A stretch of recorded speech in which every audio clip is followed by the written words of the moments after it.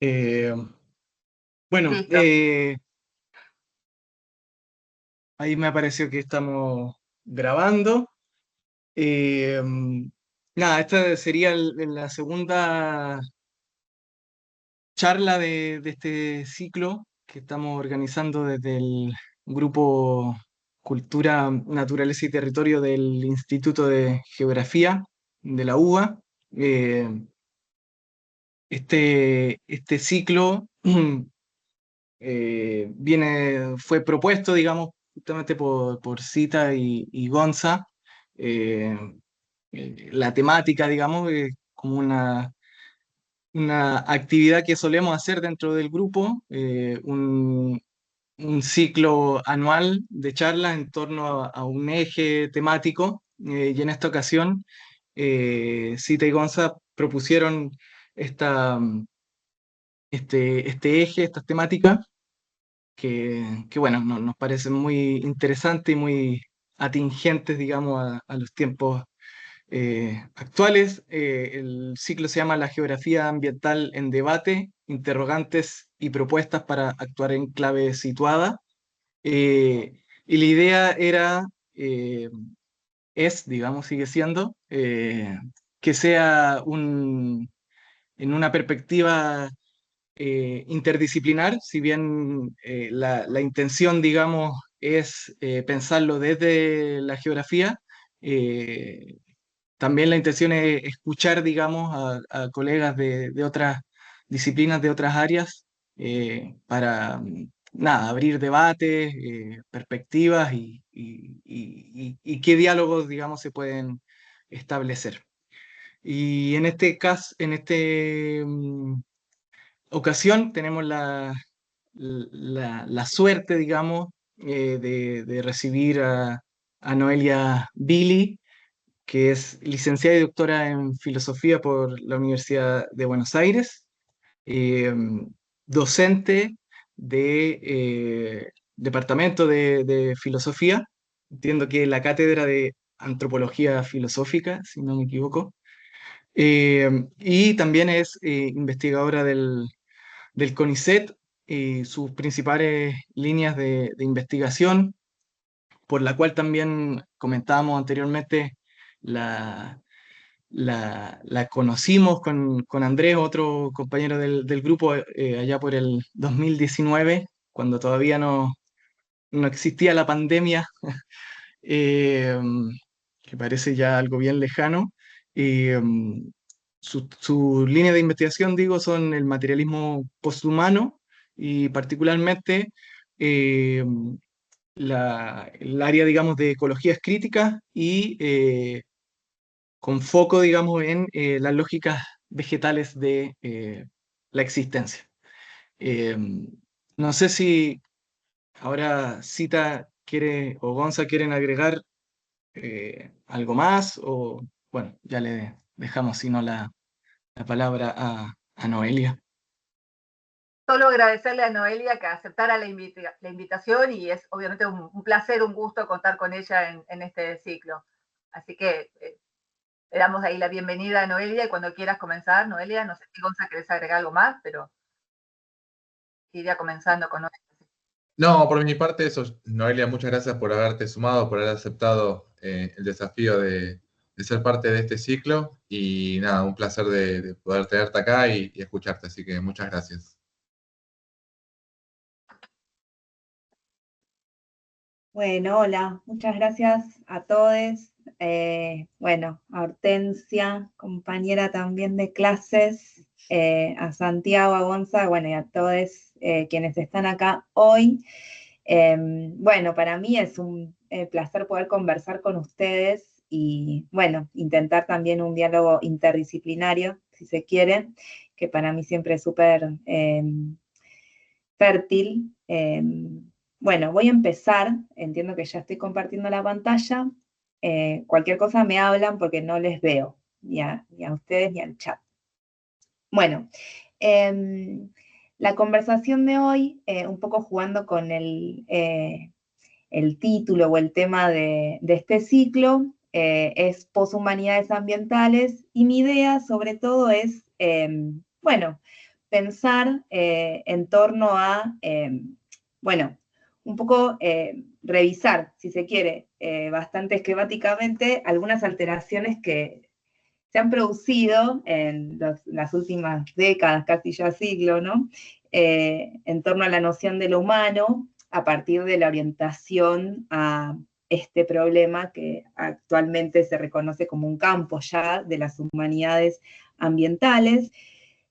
Bueno, y en el curso de la revisión que propongo, un poco poner de manifiesto también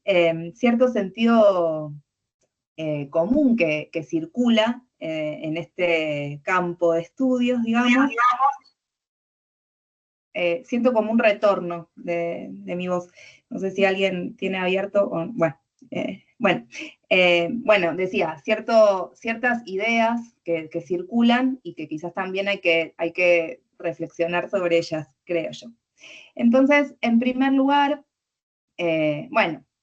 pensemos, esto es como algo que ya obviamente ustedes y todos están al tanto, pero la idea de humanidades ambientales, bueno, es un campo que en realidad es como, es una gran dispersión, si se quiere, acorde a lo novedoso que es, y sobre todo está signado temáticamente antes que por un objeto o un método como otras disciplinas u otros campos del saber. Y el tema recurrente es, por supuesto, la emergencia climática o la crisis ambiental, algo que obviamente es un problema en términos reales, digamos, un dato de la realidad ya. Y bueno, entonces a partir de eso, este tema es abordado de diversas maneras, tanto en lo que tiene que ver con la práctica teórica, que es un poco a lo que me dedico yo, pero también a la práctica política, a la práctica económica. Y en esta dimensión de la producción teórica, las humanidades ambientales en general se congregan en torno a una redefinición de lo humano, si se quiere, que tiene en el horizonte un cuestionamiento de un supuesto aislamiento, ¿no?, del hombre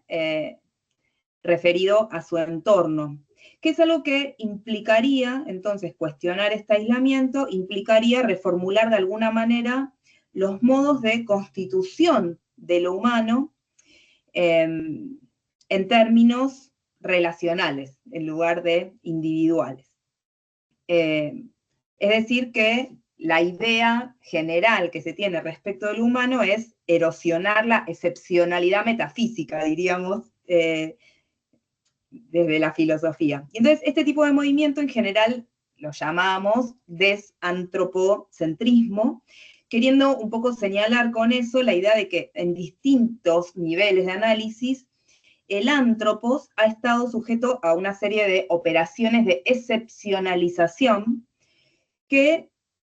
dieron por resultado, de alguna manera, una distorsión de este carácter relacional, ¿no? Por eso de acá se desprende el énfasis en lo ambiental, que es una categoría que tiene una historia de problemas propios, pero que en términos generales, en los que se usa, digamos, en las humanidades ambientales, implica tomar como punto de partida que lo humano es algo que no puede comprenderse sin su entorno, ¿no?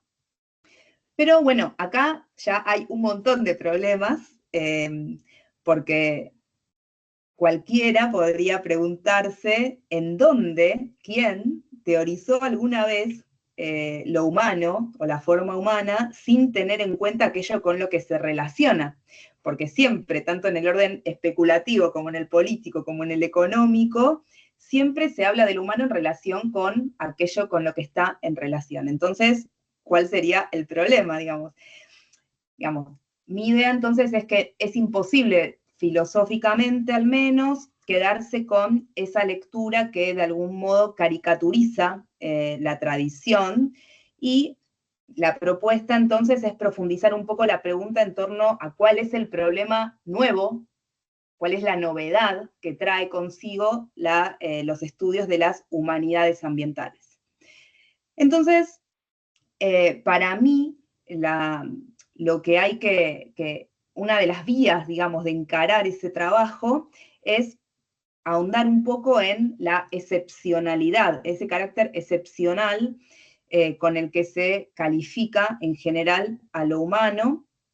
Y entonces la idea un poco es retomar las definiciones de lo humano, que lo oponen de forma cualitativa a lo no humano, pero mediante dispositivos teóricos. Cuando hacen, digamos, esta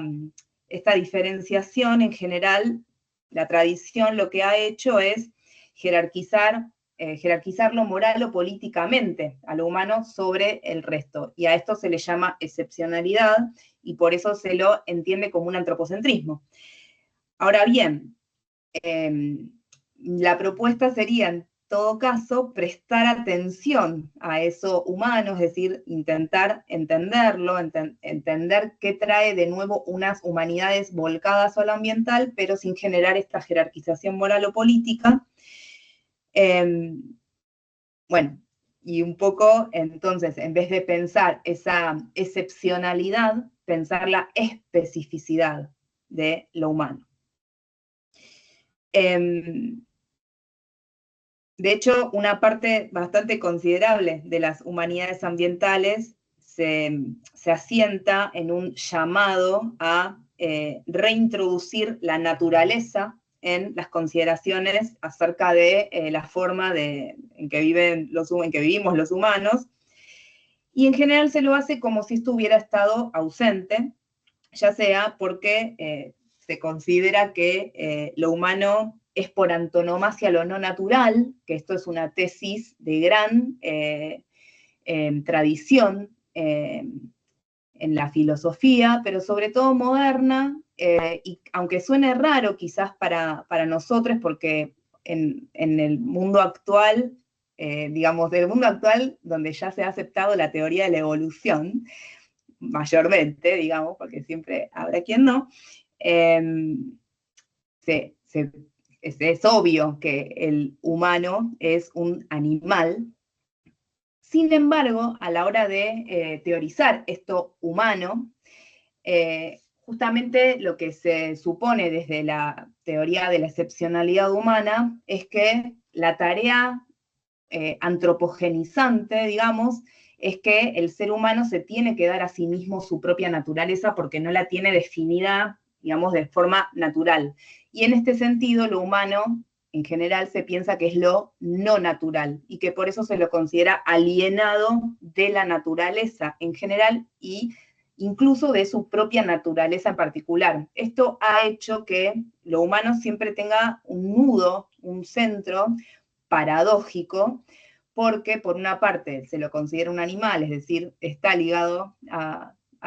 lo natural. Por otra parte, para ser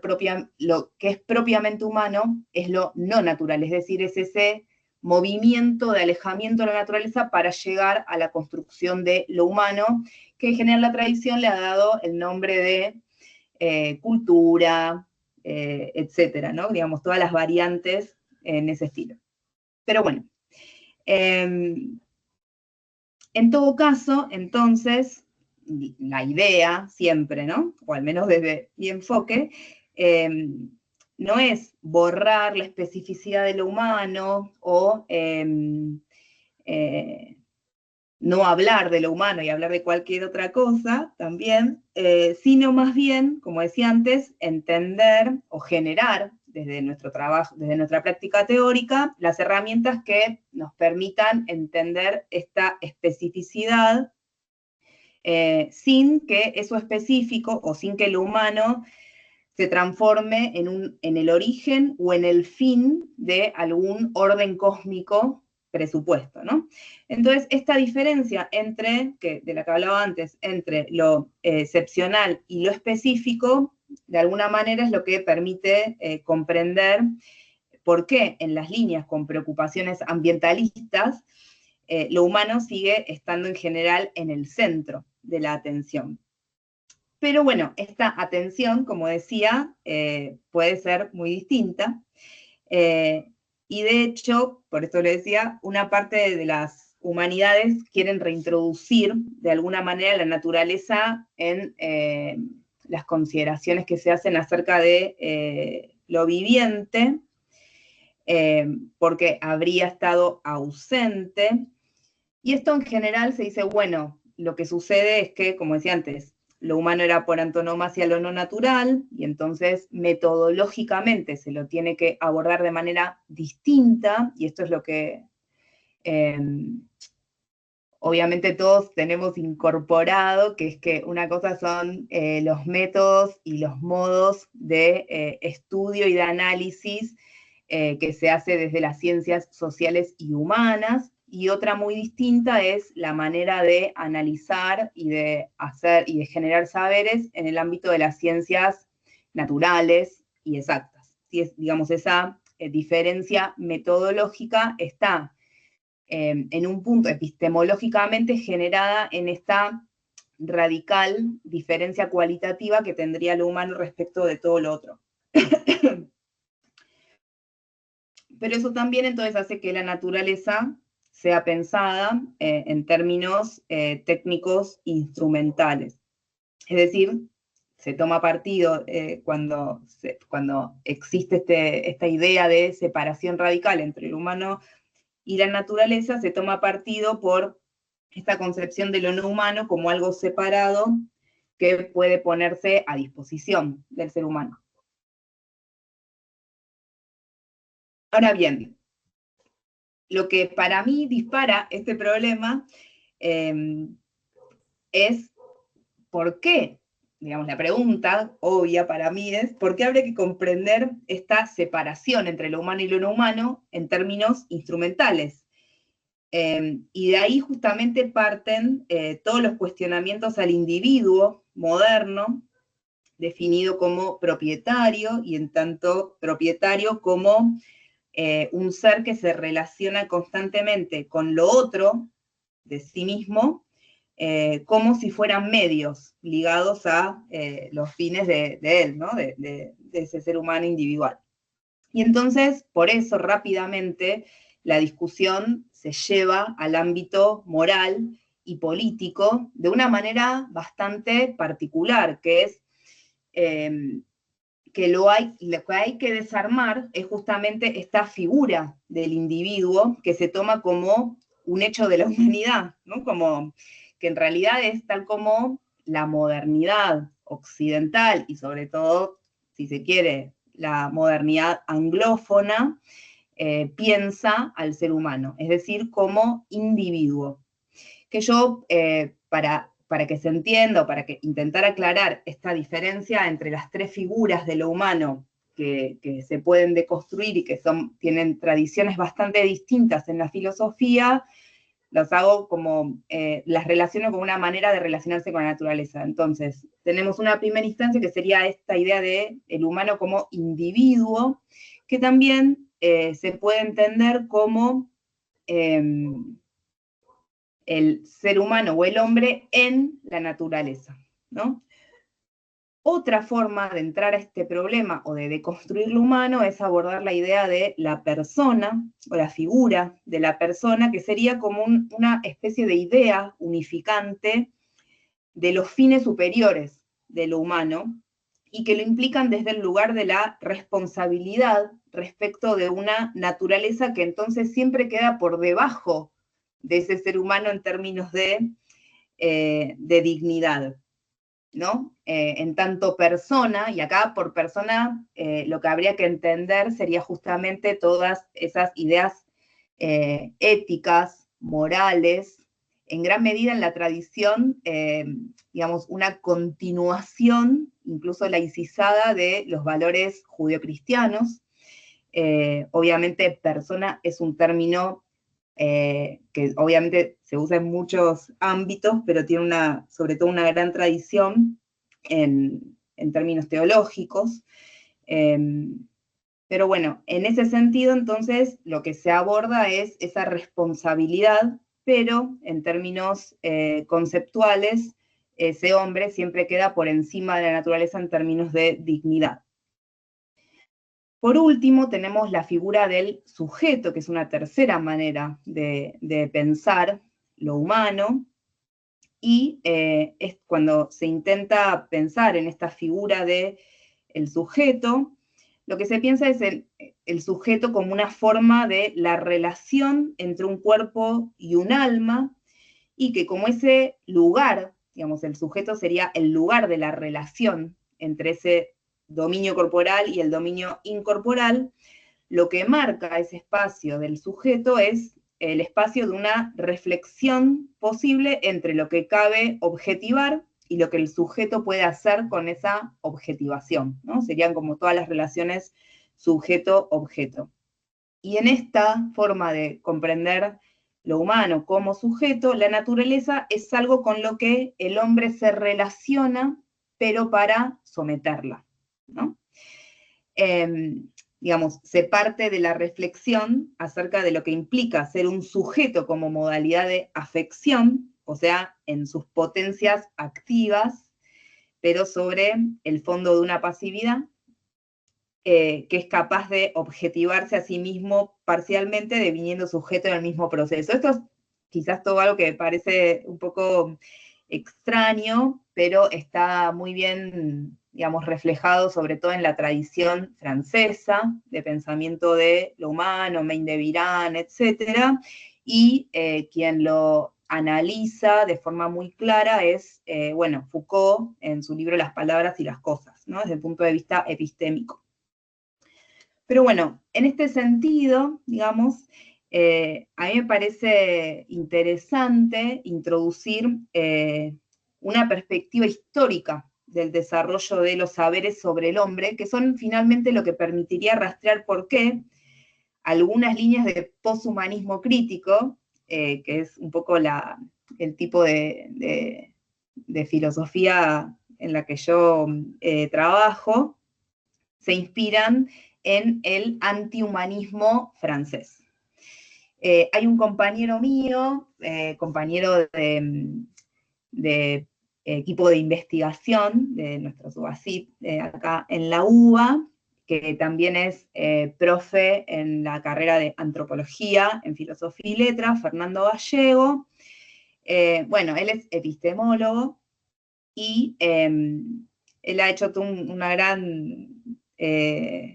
gran investigación acerca de las diferentes formas nacionalitarias, si se quiere, de comprender los problemas epistémicos y las formas del sujeto. Bueno, y a partir de su trabajo, que obviamente también inspira una parte de lo que hago, es posible distinguir entre ese desarrollo nacional filosófico de los conceptos científicos de los saberes sobre lo humano de muchas maneras, como por ejemplo esta, como individuo, como persona, como sujeto. Pero yo me quiero centrar sobre todo en la línea francesa de problematización, y en esta línea ya no se hablaría tanto de humanidades o de ciencias humanas, sino más bien de la ciencia del hombre. Y esta ciencia del hombre, ante el ascenso de disciplinas como la biología y la sociología, en realidad lo que hace es privilegiar estudios relativos a la medicina, entendiendo la medicina en un sentido muy amplio como procesos de salud de enfermedad, y también en la antropología, a la hora de pensar lo humano, digamos. Sobre todo porque la biología y la sociología en general se encuentran bastante cómodas, digamos, con esta división dual o este reparto dual que se hace entre un costado natural, que sería el cuerpo biológico, y el costado cultural de lo humano, que sería como un efecto ideológico de la asociación, ¿no? Del hombre en sociedad. Y en general, ambas disciplinas, tanto la biología como la sociología, se inclinan o se definen, casi diría yo, por la subordinación de un ámbito al otro, ¿no? Obvio, en la biología se privilegia al cuerpo biológico y en la sociología los efectos ideológicos de la asociación o del hombre en sociedad. Pero bueno, en contraposición a eso, digamos, la ciencia del hombre se pregunta en realidad por las condiciones y la localización más precisa de la síntesis entre ambas dimensiones. Es decir, la ciencia del hombre trabajaría prestando más atención sobre todo al lugar de la relación, y no estaría tan inclinada a definir al hombre por una de estas dos partes. Por eso se dice que la ciencia del hombre entiende que lo humano se constituye justamente en ese espacio como un ser que tiene una relación consigo mismo y que además en esa relación lo que busca sobre todo es ser libre. Pero bueno, esta síntesis, digamos, no implica tanto la totalización del ser humano, sino más bien la idea de un mapeo de los puntos de anclaje, podríamos decir, de cómo se va trazando, o se va entramando el tapiz que de alguna manera se nos hace perceptible con la forma del mundo, ¿no? Digamos, cómo de estas formas en que todo lo biológico y lo asociativo del hombre en sociedad, que incluye, por supuesto, todo el resto, porque esto lo que yo estoy diciendo es como mirando todo este problema desde el punto de vista del hombre, y ahora iríamos a pasar a lo otro, pero digamos, todo este problema que es tanto teórico como político, entonces, a lo que se orienta, o esta al menos es la idea, es a la búsqueda de la justicia social, en tanto es un enfoque que lo que privilegia es la pregunta por el cómo el hombre merece vivir, ¿no? O sea, no es tanto lo que debe hacer, sino más bien cuál es la calidad o la cualidad de esa vida que se quiere vivir, ¿no? Y que entonces liga toda esta línea de investigación, que es por supuesto europea, como decía en sus orígenes es europea, es una línea francesa, pero que la liga a todas las problematizaciones que se hicieron durante el siglo XX y en lo que va del XXI, con todas aquellas formas de activismo y de reflexión sobre la forma humana, que yo creo que es muy fácil ver la afinidad con todas las posiciones acerca del buen vivir, etcétera, que son más propias de nuestros territorios. Pero bueno, todo esto, que quizás es medio abstracto, pareciera, o demasiado conceptual, para mí, a partir de esto, digamos, de este mapeo un poco nacional filosófico, es más fácil comprender por qué, por ejemplo, pensadoras como Rosy Braidotti, pensadoras feministas como Braidotti, lo que insisten es en marcar una especie de continuidad en la línea de problematización que va del antihumanismo, sobre todo el antihumanismo Foucaultiano y deleuziano, hacia un cierto posthumanismo, ¿no?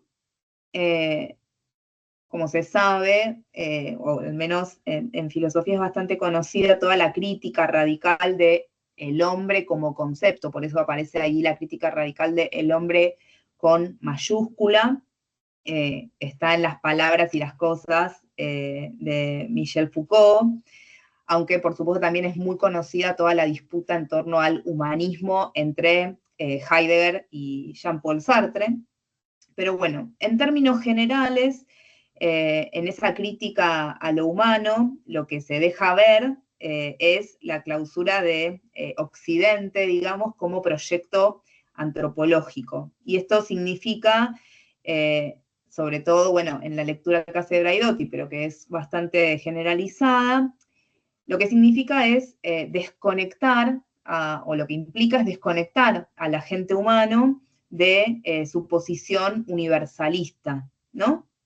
Y en ese sentido, entonces, lo que se ataca es la idea de que existe algo así como una naturaleza humana, sea como un dato de la existencia o como una idea, es decir, como una tarea o como una idea que lleva hacia adelante las acciones o la praxis humana. Y se ataca justamente esa naturaleza humana porque lo que anunciaría esa naturaleza humana, bueno, es un poco lo que aparece ahí en la diapositiva, porque lo que se intenta es desarmar la trama que hace que la naturaleza humana se oponga categórica y cualitativamente a los otros, digamos, a todas las otredades, que son los otros sexualizados, racializados, naturalizados, y también en oposición a todos los artefactos tecnológicos, ¿no? Entonces, digamos, estas son algunas citas de Braidotti. Por eso, digamos, para pensadoras como Rosy Braidotti, el poshumanismo, de donde yo extraigo esta idea de las poshumanidades ambientales, el poshumanismo sería un emergente a partir de todas estas críticas del antihumanismo, pero que lo que hacen es llevar a ese antihumanismo más allá, hacia lugares que estos pensadores de los que hablaba antes, Foucault, Deleuze, etcétera, quizás no lo pensaban tanto, que es un lugar de descentramiento de lo humano como tal, en relación con lo otro no humano, ¿no? Que sería un poco como esa parte que en ellos no aparece tematizada con tanto énfasis, en todo caso, o no como se hace en la filosofía contemporánea. Pero bueno, el tema es que a partir digamos, de esto que en un sentido en el siglo XX aparece como un punto muerto entre los humanismos y los antihumanismos, decía yo, pensadoras como Braidotti, lo que hacen es tratar de entender por qué se ha generado ese punto muerto y buscar una salida que la encuentran justamente con el posthumanismo. En principio, entonces, lo que hay que pensar es que hay una serie de modificaciones en la vida social, digamos, en el mundo, que tienen que ver, por una parte, con modificaciones en las condiciones de producción, de trabajo y de vida globales, que se instala, digamos, entonces, en un escenario todo lo que sucede, y también el lugar donde es posible hacer una crítica del hombre y generar una práctica teórica emancipadora, digamos, donde se hace casi imposible generar algún tipo de universalización normativa, ¿no? Digamos, una idea de lo que es lo humano, pero también cuáles serían las posibles soluciones a una gran cantidad de problemas nuevos a partir de algo que sea igual o que sea aplicable a todos los seres humanos realmente existentes. Y por eso en el ámbito del pensamiento crítico, lo que se insta es a generar discursividades, ya sea desde el punto de vista de la filosofía o de la teoría, como también desde el punto de vista de la ciencia, que no eludan cosas que son datos fundamentales de la vida actual, como pueden ser los escenarios de hiperconectividad, de implicación globalizada y de procesualidad generalizada. Entonces, teniendo en cuenta estas características del mundo moderno, del mundo contemporáneo, lo que también se genera es una especie de paradoja en la universalización de lo humano. Porque por una parte, el humano ya no tiene la forma de lo universal, ni desde el punto de vista normativo, ni desde el punto de vista natural, porque las luchas se dan, digamos, las luchas políticas y las luchas por la emancipación se dan de una manera fragmentada y que han redistribuido las características habitualmente asignadas de forma exclusiva a lo humano. Por ejemplo, la agencia, ¿no? La subjetividad, la representación, la comunicación, se le empieza a atribuir como posibilidades que otro tipo de seres no humanos también tienen. Y acá lo que aparece, digamos, o lo que debería aparecer son un montón de corrientes más bien ligadas a las últimas décadas de la práctica teórica, que quizás tienen que ver, o les suenen como nuevos materialismos, digamos, la agencia de las cosas, empezar a pensar en qué sentido seres no humanos pueden tener capacidad expresiva, ya sean animales no humanos, seres vegetales, microbiota, el mundo fungi, digamos, toda una serie de estudios nuevos para las humanidades que muchas veces tienen que ver con también las humanidades ambientales, porque empiezan a pensar las asociaciones entre diferentes tipos de seres que son, además de humanos, otro tipo de seres. Pero bueno, esta es una de las paradojas respecto de la universalización. La segunda, digamos, que aparece acá en la diapositiva, tiene que ver con la idea de que lo humano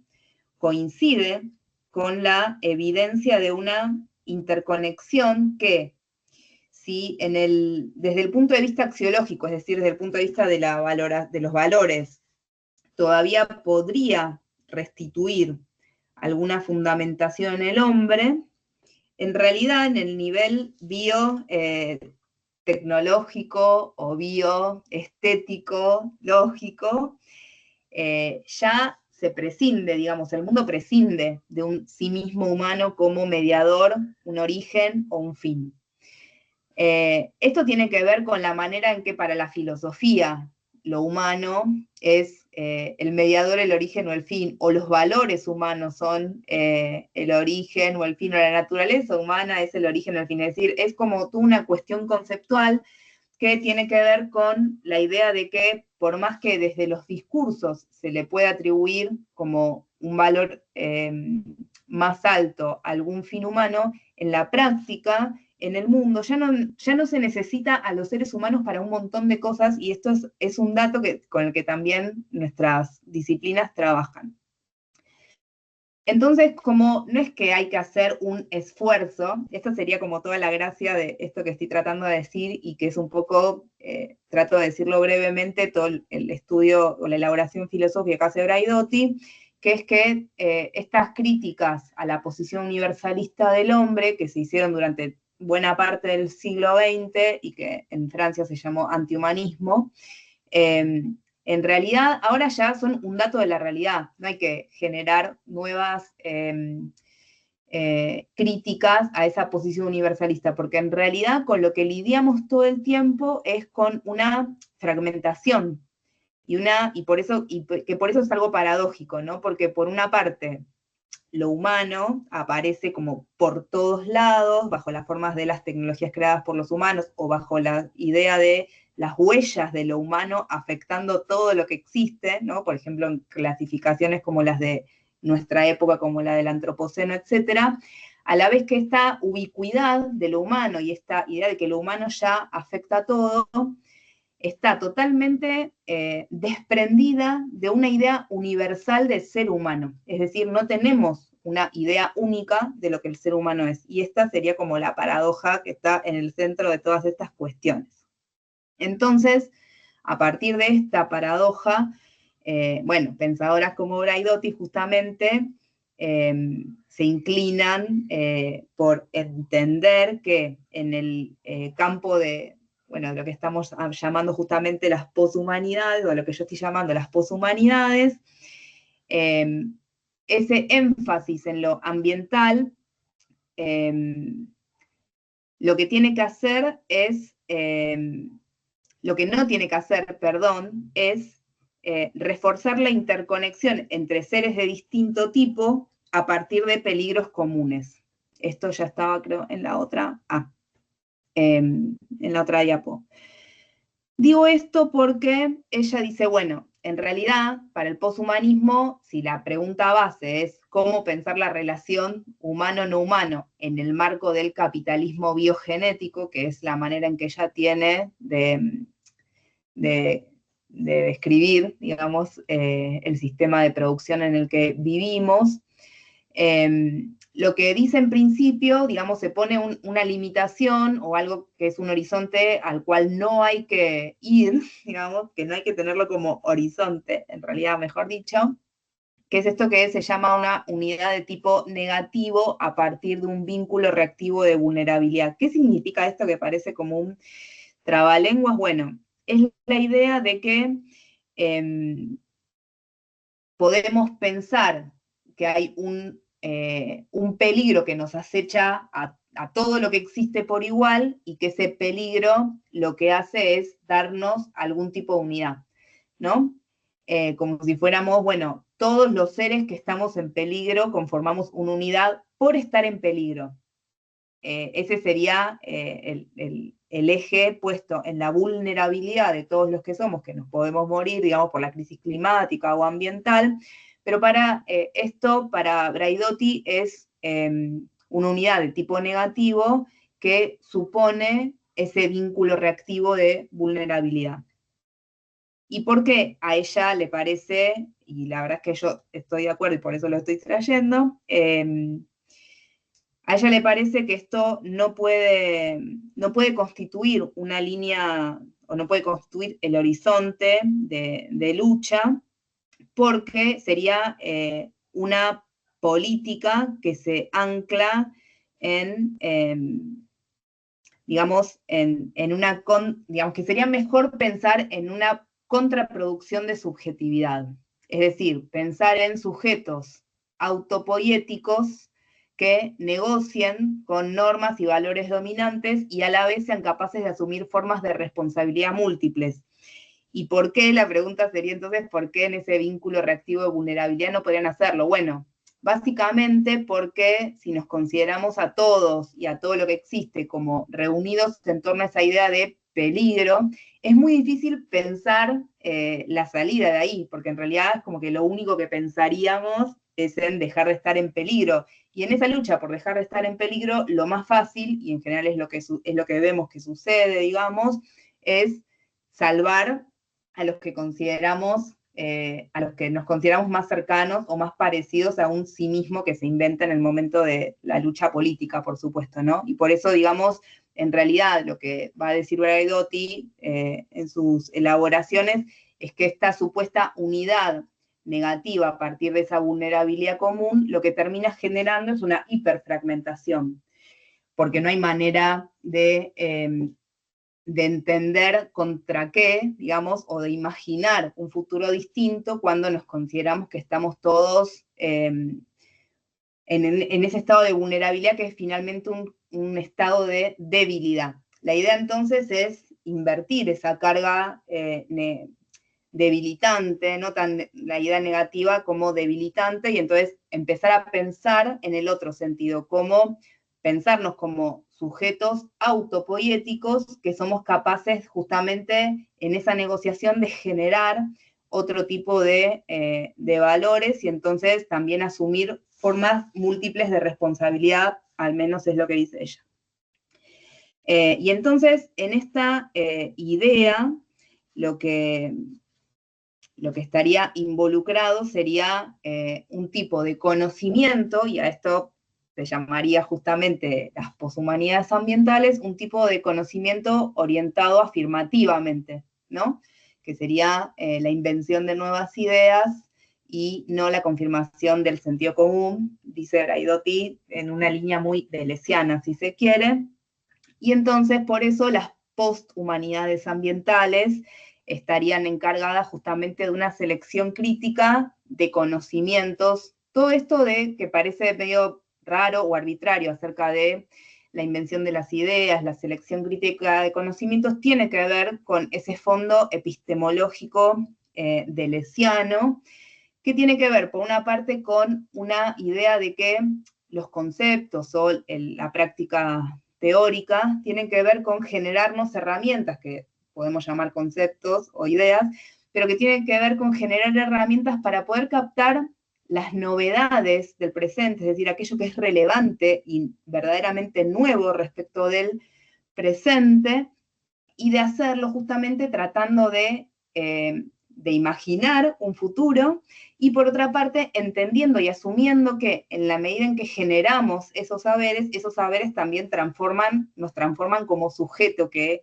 de esos saberes, y entonces es, digamos, toda una vuelta, y por eso es afirmativa, inventiva, y por eso también es necesaria una selección crítica de esos conocimientos, es decir, aquello que se rechaza de plano en este tipo de epistemologías es la idea de que se pueden generar conocimientos solamente observando la realidad, como si conocer fuera observar la realidad y describirla. desde el punto de vista de la epistemología de Braidotti, que digamos es la epistemología que yo estoy, con la que me estoy afirmando acá, o desde este punto de vista, la idea sería más bien que conocer siempre supone entender la importancia de estos conocimientos y nunca jamás es describir lo meramente existente. Conocer supone la producción también de aquello que se conoce en algún sentido. Bueno, pasando un poco de esto, la idea sería, bueno, ¿qué forma podrían tomar entonces estas poshumanidades ambientales desde este punto de vista?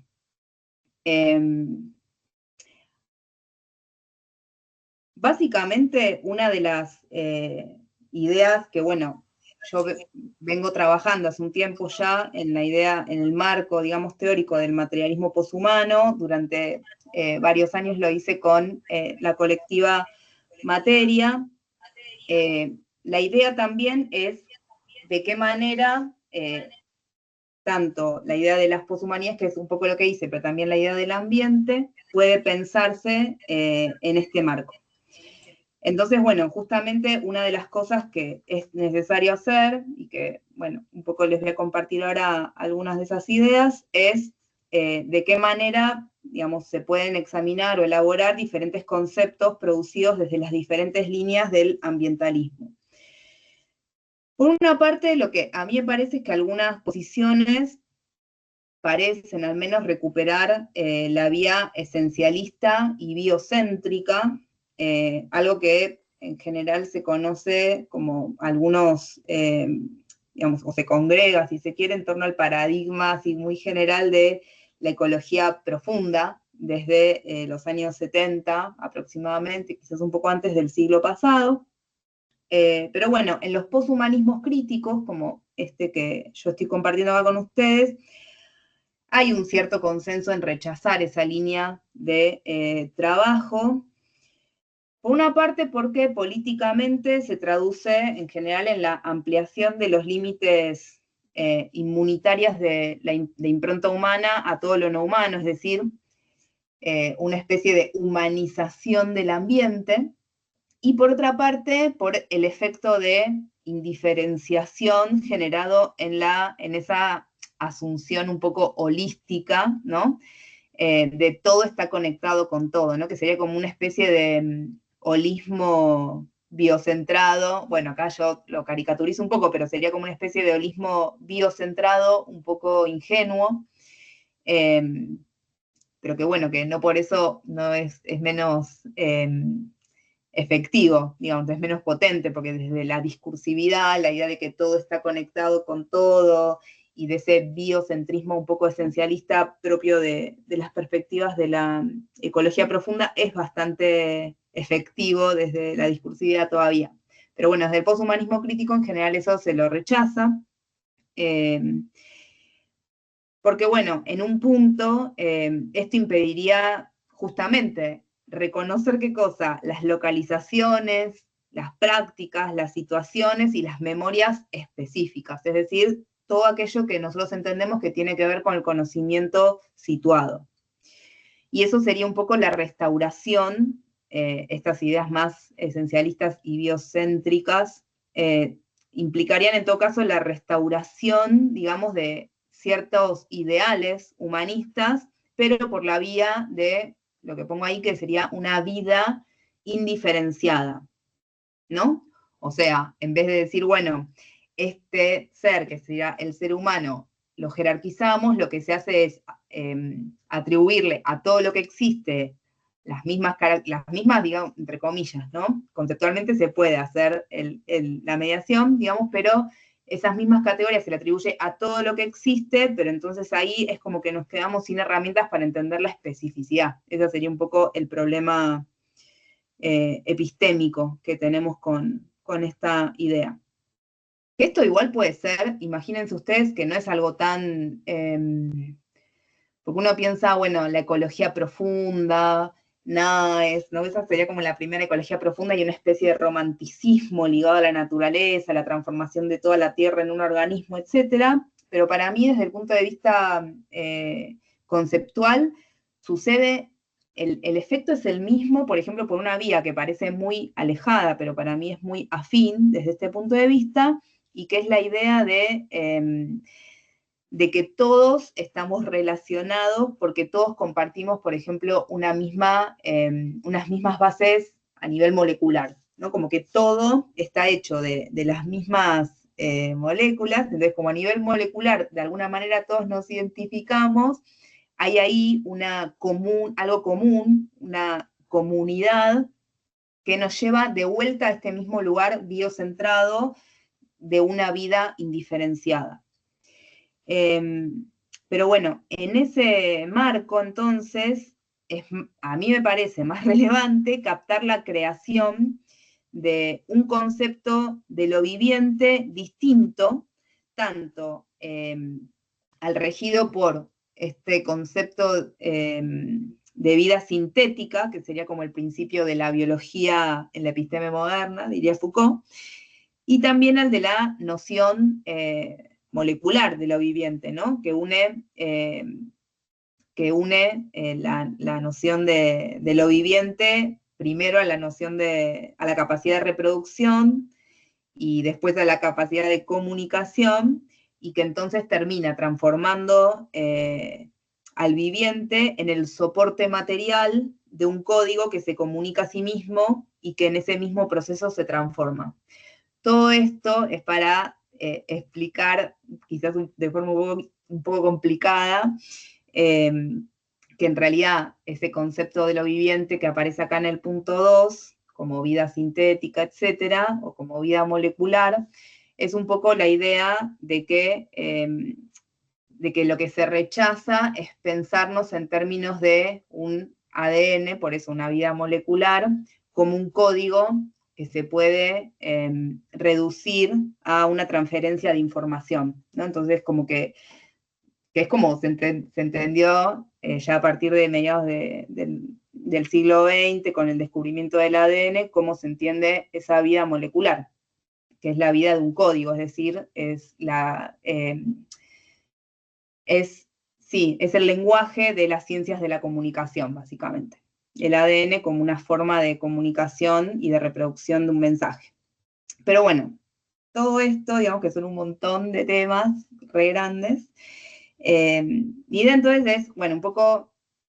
señalar que tomando distancia de esas nociones de la ecología profunda, que en general las reconocemos porque lo que hacen es reivindicar una naturaleza con mayúscula, por eso ahí pongo la naturaleza con mayúscula y con negrita. Bueno, tomar distancia de esa ecología profunda, sobre todo desde el materialismo poshumano, a partir de una apuesta por el abandono de esa noción de naturaleza, y la elaboración de una serie de ideas que en todo caso lo que hacen es recoger de la tradición materialista la necesidad de privilegiar el punto de vista del oprimido naturalizado, ¿no? Como pongo ahí, que son todos los feminismos, antirracismos, anticolonialismos, anticapitalismos, digamos, todas esas grandes tradiciones que nos han legado los diferentes materialismos activistas, que a lo que apuntan es a tratar, digamos, acá siguiendo Althusser, tratar de que la producción de conocimiento no se transforme, digamos, la producción de conocimiento que hacemos nosotros como gente académica ligada a las humanidades, que no se transforme en técnicas de adaptación, ¿no? Por eso decía Althusser en su crítica a la producción teórica, recordarán, dentro del legado de los materialismos marxistas, si se quiere, es, bueno, que el conocimiento, si es realmente conocimiento y si es realmente emancipador, como debe ser toda ciencia, nunca puede ser una técnica de adaptación al orden dado. Entonces, para que los conocimientos que generamos no sean una técnica de adaptación al orden dado, una de las posibilidades es retomar todos estos movimientos insurgentes, feministas, antirracistas, anticolonialistas y anticapitalistas, y a la vez producir justamente conocimientos que los lleven hacia adelante, digamos, que los profundicen. Y para esto sigue siendo válido justamente que son las prácticas de resistencia, las que permiten mapear con más facilidad los nudos problemáticos que hay en el sentido común de nuestra vida, siempre que, bueno, que se evite esa alguna especie de superioridad moral en esa posición. Pero bueno, en ese sentido entonces, me parece a mí que es posible encontrar en todos estos movimientos, como decía antes, maneras novedosas de dar cuenta de prácticas sociomateriales que son parte de los fenómenos que estas propias prácticas estudian, y acá me inspiro justamente en una filósofa física también, Karen Barad, contemporánea, que justamente lo que hace es estudiar la manera en que, si epistemológicamente nosotros estudiamos determinadas prácticas sociomateriales, a la vez esto no es una mera epistemología, sino que esta práctica de conocimiento también genera materialidad, es decir, son prácticas materializantes, las del conocimiento. Y esto de alguna manera también no solamente eleva el estatuto de nuestras prácticas de conocimiento, sino que también suponen un tipo de responsabilidad muy importante, porque como justamente no se trata solamente de describir el mundo, sino de transformarlo en esa producción de conocimientos del mundo, digamos, es todo un circuito que hace que nuestra práctica se revalorice a la vez que le genera mucha más carga de responsabilidad. Pero bueno, en esto entonces, en toda esta cuestión, creo yo que lo que quedaría involucrado es el desplazamiento del punto de vista crítico desde la forma en que lo humano es socializado mediante diferentes dispositivos de naturalización, donde justamente la naturaleza, entre comillas, es parte de las formas de producción de injusticia. Y entonces habría que pasar a la comprensión de la socialidad de los seres humanos, digamos, en realidad de los seres, sean humanos o no humanos, sean vivos o no vivos, las asociaciones, diría Latour. Cómo pensar esa asociación de los seres en una malla sensible, signada por los procesos, es decir, signada por la procesualidad, que en vez de pensar que conecta todo con todo, como si fuera una gran red, que siempre se puede ir de un punto al otro por algún camino,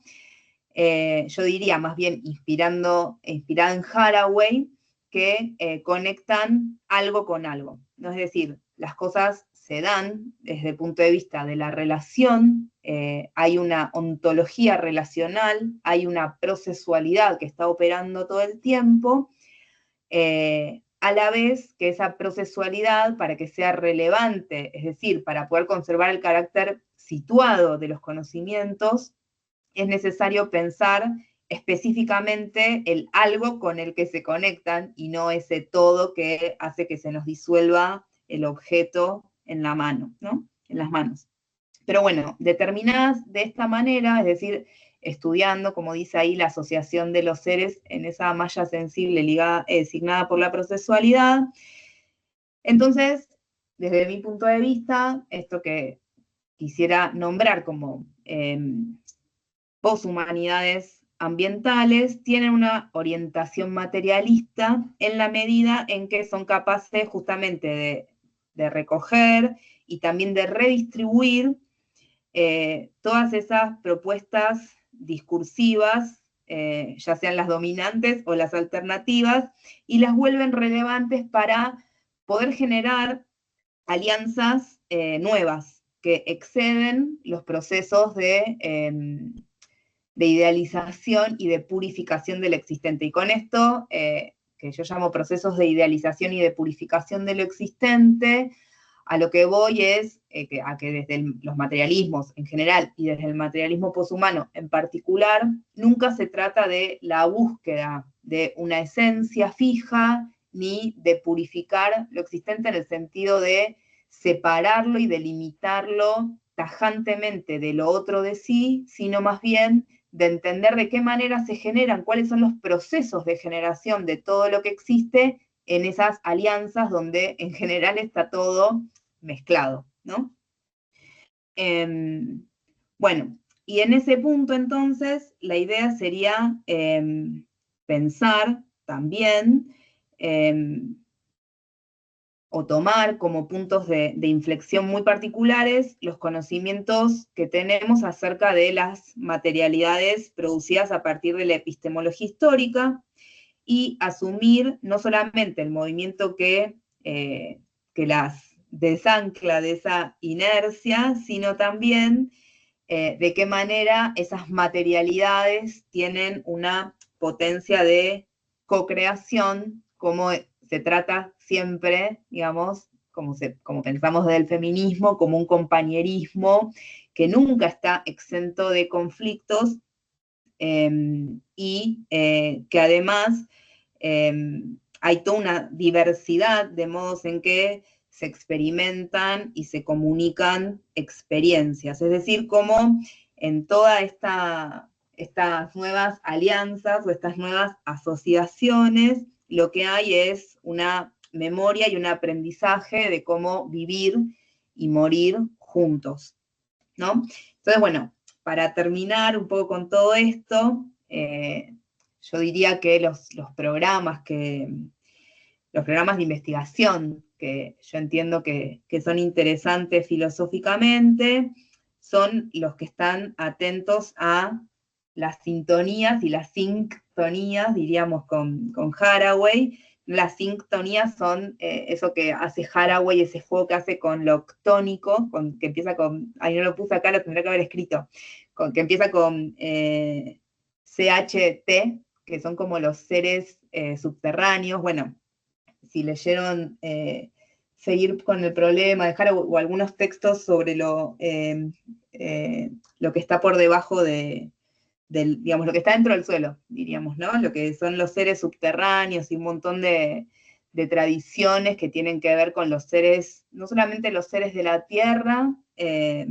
no humanos, sino también con toda una mitología de seres sinctónicos. Bueno, una cosa hawaiana, no importa.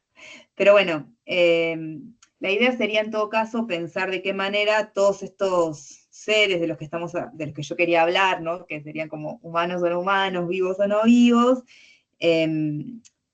nos apilamos, nos enredamos, nos componemos y nos descomponemos en una serie de gradaciones y de composiciones recíprocas, de acuerdo también con lógicas que son muy divergentes entre sí, pero que siempre están ancladas con prácticas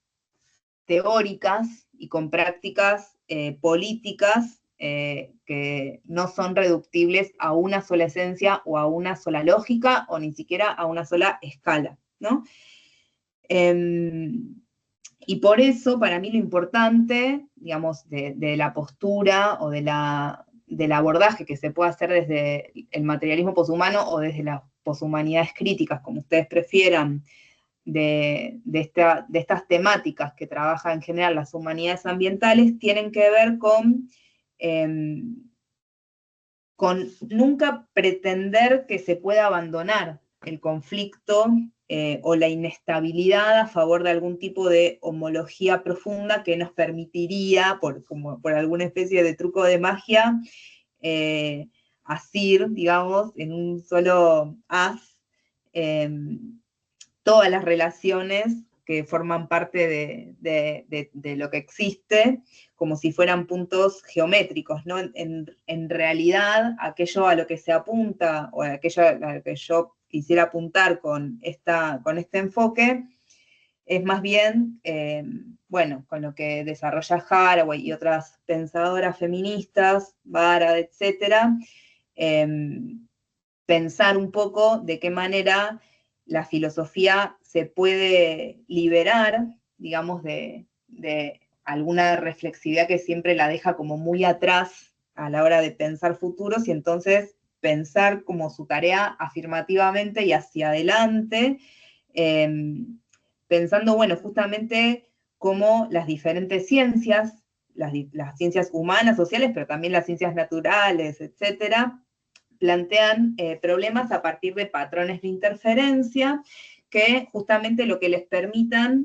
permite esos patrones de interferencia, es decir, esos lugares donde se da en efecto la interdisciplina, donde nos ponemos a conversar con otros colegas, ya sea otros colegas de humanidades, pero también colegas de otras disciplinas que no son ni de humanidades ni de sociales, sino de, bueno, de naturales o de otras disciplinas.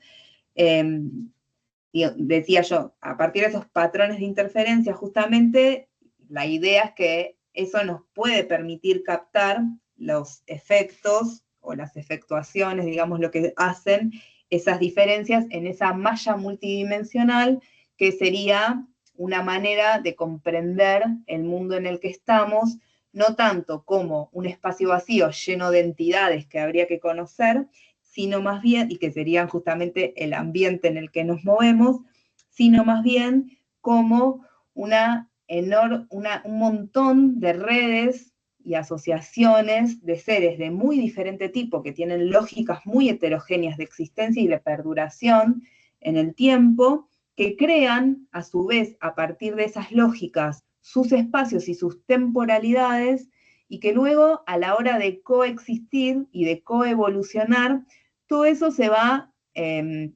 reuniendo de una manera muy problemática y muy conflictiva, y nunca hay que dejar de tener justamente en cuenta que no se puede a partir de la base de que esto es algo que hay que conjurar. No hay que, por eso decía yo que hay que ir en contra de la idealización y la purificación. Más bien, en todo caso, se trataría de pensar de qué manera esas materialidades con potencias de co-creación pueden hacerse compañeras, justamente lidiando con esos conflictos y con esas heterogeneidades, pero también intentando formas de experimentación y de comunicación.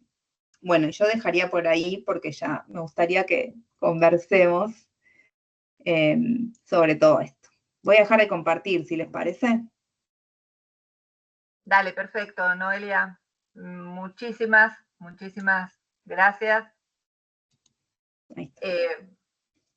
Interesante, estimulante, desafiante, ¿no? Diría lo que nos has compartido. Sobre todo desafiante en términos, ¿no?, de los diferentes proyectos, las diferentes demandas que siguen buscando totalizar, comprender, fijar, ¿no? Digo, y podemos abrir entonces ahora, ¿te parece, Santiago, el espacio para los comentarios, para las preguntas, para la conversación con Noelia? Una cuestión que pensaba muy puntualmente, y quizás acá abra más las cosas, pero justamente en estas líneas, en estos puntos centrales que vos nos planteabas desde este poshumanismo ambiental con orientación materialista, y cuando hablabas esto del eje en la procesualidad que no busca conectar todo con todo, sino algo con algo, ¿cómo venís desarrollando tus investigaciones acerca justamente de las lógicas vegetales de existencia? ¿Cómo pones en juego este andamiaje? Si lo puedes comentar, compartir. Sé que sería otra presentación, otra charla, y entonces quizás te invitemos de vuelta para que nos cuentes sobre eso, pero si lo podés compartir algo de eso. No sé si por ahí abrimos por ahí un espacio más de comentarios, unos cuantos comentarios, preguntas, vale. Y después le damos la palabra a Noelia. ¿Te parece, Santi? Sí, súper. No sé si alguien tiene alguna otra pregunta, comentario. Yo tengo uno, pero no sé si lo lanzo ahora y... Mientras vamos viendo, Gonzalo también tiene otra pregunta. Perfecto. Dale, Ahí vamos. Gonza y bueno, también muchas gracias, Noelia, por la muy interesante presentación. Me gustó mucho, la verdad. Yo sé que hacia el final digamos, fueron temas que se tocaron, pero así como para hacerme o hacernos un mapa, digamos, conceptual, porque eran varias ideas, varios conceptos. eh, Saber si vos o la literatura en general, digamos, con la que trabajas, digamos, porque entendí la propuesta de un materialismo posthumano, digamos, eh, y a lo largo de la presentación, con Braidotti, digamos, desarrollaste como la perspectiva del poshumanismo, y luego creo que en algún momento apareció el concepto de nuevos materialismos, entonces quería consultarte si, digamos, en la literatura o como vos lo entendés, digamos, tienen matices, refieren a cuestiones, a problemáticas distintas, y entiendo que vos los articulás, digamos, pero bueno, ¿cómo se da ese vínculo, esa articulación? Y algo que también quería consultar, que también tocaste hacia el final, digamos, yo lo venía pensando en la presentación y algo ahí esbozaste, pero si es que puedes profundizar más también a partir de tu propia perspectiva o de la literatura, digamos, con la que trabajas, eh, la relación, digamos, eh, de este materialismo poshumano con la crítica, los alcances, digamos, cómo dialoga con materialismo histórico, digamos, o sea, con el trabajo, digamos, de una perspectiva materialista marxista, podríamos llamarla, pensando, por ejemplo, desde la disciplina de la geografía, en particular, autores como Swingedown o Jason Moore, que, digamos, si bien escriben desde el marxismo, también usan conceptos como ensamblaje, la idea de trama de la vida, entonces, ¿cómo ves esas dimensiones, esas cosas? Muchas gracias. Gonzalo, ¿querés comentar, preguntar? Gracias, Noelia. Justo pasa un avión. Gracias y fue muy interesante para nosotros tu presentación. Y pensando más en este carácter situado de estas humanidades ambientales, quería saber si estas propuestas, cómo dialogan con los pensamientos por ejemplo, de Viveiros de Castro o de Ailton Krenak, ¿no? En el sentido de esto más de pluriversos. Si hay un diálogo construido desde el pensamiento que ustedes desarrollan en el grupo. Muchas gracias. Quien habló obviamente no es Gonzalo, sino Perla Sussman, de paso comento. No sé Sí, si Gonzalo, también querías preguntar, bien, dale. sí. Tenía dos consultas, una va más en línea con lo que preguntaba Santi recién, de esto de si vos en tu proceso de formación, de lectura, digamos, de ir como incorporando este materialismo posthumano, te encontraste con alguna lectura geográfica o de algún geógrafo o geógrafa o algo que te hiciera como pensar desde un punto de vista geográfico. Y lo otro, quizás, no sé, es un poco más banal, pero a mí me interesa. Teniendo en cuenta que parte del ciclo estamos pensando situadamente desde la carrera de Geografía, de Filosofía y Letras de la UBA, preguntarte, desde tu lugar docente, ¿no? Sobre todo, ¿qué lugar encontrás vos que están teniendo las humanidades ambientales en el contexto de las humanidades? Si es un lugar que, digamos, que están teniendo como despliegue o por el contrario encuentra resistencias. No, Eso. Gracias. Y bueno, gracias por la presentación desde ya. Analía Pérez, también quiere... Hola, ¿qué tal? Buenas tardes. Gracias primero por hacer extensiva la propuesta. Yo estoy acompañando un grupo de estudiantes del profesorado en Geografía del Instituto Superior de Formación Docente y Técnica número 122 de la ciudad de Pergamino. Bueno, nos encanta. La verdad, los temas que ustedes presentan es la tercera, creo, conferencia en que participamos. Somos medio fans ya. No, Noelia mencionó en un momento esta cuestión de con la producción de conocimiento como práctica materializante y hizo una reflexión hacia la cuestión de la responsabilidad en la producción de conocimientos. Por ahí me interesaría, sobre todo para mis estudiantes, alguna reflexión acerca de la práctica docente y esas responsabilidades en torno a estos materialismos posthumanos. Por ahí, un poco en relación a lo que preguntaba también Gonzalo, si en las humanidades o en la geografía, qué sentido tendría este tipo de responsabilidades, si por ahí lo ven. Entiendo que ustedes también son docentes. Gracias. Gracias, Analía, y bienvenidos vos y todo el grupo que te acompaña. Muy bueno que nos sigan también. Trataremos de armar más contactos, digo, de saber qué están haciendo ustedes. Estaría muy bueno conectar más, sí, claro. Bien, Noelia, bueno, hubo una variedad de preguntas, ahí está recogiendo lo que consideres. Sí, son todas preguntas re interesantes, que la verdad que están re buenas para profundizar y para desarrollar, porque obviamente yo hice como una cosa súper general, así que están re bien. Bueno, un poco trato de hacer algo holístico, si se quiere. Sí, yo pienso, bueno, me voy a centrar un poquito en lo que me preguntaba Cita acerca de cómo quizás pensar el ambiente desde algo que yo vengo haciendo hace algunos años, que es pensar las lógicas vegetales de existencia. Y lo que en este contexto para mí es relevante pensar acerca de eso, o al menos lo que me llevó a mí a involucrarme un poco más en toda la cuestión de la vegetalidad o lo vegetal, entre otras razones, es que en esta disputa entre lo humano y lo no humano, ¿no? En general, justamente como por mi formación, yo vengo como una formación en la tradición de problematización de las cuestiones francesa,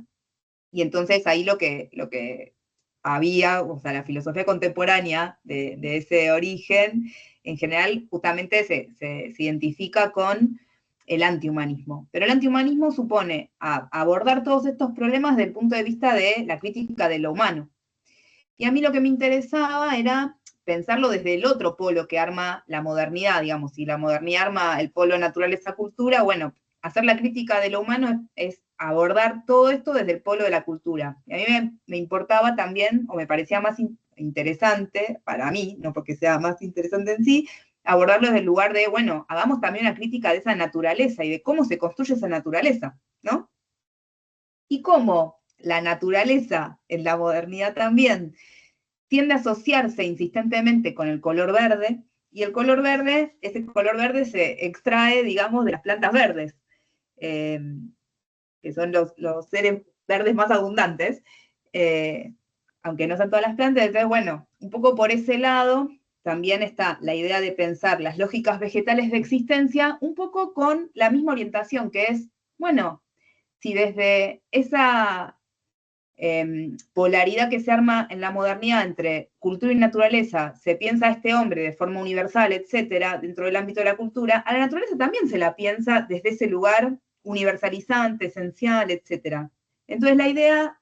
involucrada en todo esto es un poco, bueno, empezar a desuniversalizar esa naturaleza con mayúscula, y para mí una buena forma de entrada a eso es pensar las lógicas vegetales de existencia, por una parte porque, bueno, es algo que es, hoy en día ya existe el ámbito de los plant studies, digamos, las humanidades plantísticas, no sé, tienen como diferentes nombres, no importa, pero para pensar un poco, por una parte, algo que es obvio, que es que no todas las plantas son iguales, o sea que el ser vegetal no significa que todas las plantas hacen lo mismo, que se asocian todas de la misma manera con su propio ambiente. Esa es una cuestión, es decir, a partir de ahí, para mí lo que es súper interesante es entender de qué manera ciertas especies vegetales, y por la índole de mi trabajo, que es crítica, digamos, de de los sistemas de producción y extractivistas, etcétera, para mí es re importante porque sobre todo en nuestra región, muchas de nuestras economías están ligadas a la explotación de algún tipo de planta en particular. Por ejemplo, en el caso de Argentina, la soja. Entonces, cuando hablamos de soja no podemos hablar de, bueno, el ser vegetal en general. Es una planta muy específica que está involucrada en una asociación, digamos, transnacional, que involucra territorio, involucra aspectos ambientales, digamos, por la propia actividad en la que se inserta la soja, como soja transgénica, por supuesto, ¿no? Entonces, un montón de cuestiones que tienen que ver con tecnologías de ADN, o sea, prácticas de laboratorio muy específicas, pero también prácticas de producción de agroquímicos, de cómo después todas esas cosas pasan a los campos, pasan a los territorios, generan dinámicas socioambientales, ¿no? Muchas veces toda la conflictividad que todos conocemos de los pueblos fumigados, de las napas de agua contaminadas, todos los problemas para la salud, pero también todos los problemas políticos y sociales que eso genera. Y entonces, ingresar por ese lado, también lo que me parece es que por una parte desnaturaliza la naturaleza, si se quiere, porque se muestra de qué manera todo eso que el sentido común asocia a una naturaleza prístina y algo que es en sí mismo siempre bueno, en sí mismo siempre poco problemático, una naturaleza que supuestamente funciona de manera armónica. Bueno, un poco ingresar por el lado de las plantas supone empezar a cuestionar esa idea que está tan instalada. Entonces, bueno, en ese sentido, entonces, para mí es importante entender, o es una manera quizás, es una manera, que pueden ser otras, por supuesto, de ingresar a ese debate acerca de, bueno, ¿por qué no podemos pensar la naturaleza como ese ámbito indiferenciado donde reina la armonía hasta que el hombre ingresa y la destruye, ¿no? Que es una postura que a mí me parece poco fructífera a la hora de pensar. Bueno, entonces, por ese lado, para mí es interesante pensar, bueno, eso, el ambiente desde la lógica vegetal. Que digo esa, pero también, bueno, obviamente hay un montón de otras lógicas vegetales que también a lo que apuntan, o a lo que apunto yo más bien en la introducción de esas lógicas vegetales en la conceptualidad, es a pensar otras formas de ser viviente que de alguna manera también complejizan la idea de lo que significa estar vivos, ¿no? Porque como decía, digamos, en el largo plazo de la tradición filosófica o en la elaboración filosófica de ciertos conceptos, la idea de lo viviente, por supuesto, se va transformando, pero en general queda atada a aquellos rasgos que históricamente se le han atribuido al ser humano como ser viviente. Entonces, bueno, por supuesto todo eso se ha ido modificando, pero hay ciertos rasgos que se le han asignado a la idea de vida, pero que en realidad son quizás hasta bastante poco, digamos, asociados más bien a lo humano. Y esto para mí es lo que se genera, digamos, el momento de inflexión que se genera a fines del siglo XX y todo lo que se viene desarrollando bajo la idea de los nuevos materialismos en el siglo XXI es la idea, o sea, cómo transformar eso que era como la atribución exclusiva de ciertos rasgos a lo humano, cómo se empiezan a ver esos rasgos distribuidos en lugares que no son humanos, ¿no? Por ejemplo, en seres vegetales, en seres animales no humanos, pero también en seres abióticos. Y entonces ahí, en ese punto, para mí es re importante el materialismo, porque conceptualmente yo creo que es como lo único que nos permite salir de la vía de la idealización occidental que hay respecto de la naturaleza humana. ¿Por qué digo esto? Porque si nosotros lo que vamos a pensar es que, como se piensa, hablo acá en general de nuevos materialismos sin meterme en ninguno en particular, porque como ustedes saben, no existen los nuevos materialismos como un cuerpo de doctrina unificado. Entonces, bueno, hay muchas maneras de entender estos nuevos materialismos, pero para mí una manera relativamente bueno, sencilla de entender estos nuevos materialismos es pensar de qué manera algunos rasgos que eran exclusivos del humano hasta hace bastante poco, en términos filosóficos, ahora se empiezan a distribuir por afuera del ámbito humano. Por ejemplo, para mí la insignia de todo esto es la noción de agencia. Agencia quiere decir hacer, o sea, ¿quién hace? Para la tradición filosófica, hacer, o sea, tener agencia propiamente, es algo que siempre estuvo asociado a lo humano, porque se asoció la agencia a una serie de rasgos. Por ejemplo, la deliberación, la intencionalidad, o sea, la racionalidad, y solo a partir de esa racionalidad que a vos te permite, bueno, pensar qué quiero hacer, instrumentar los fines para alcanzar eso que quiero hacer, y después hacerme responsable de lo que hago y de los efectos de lo que hago, solamente era algo que se podía atribuir al hombre, al ser humano. Ahora bien, en el momento en que lo que se dice es, bueno, vamos a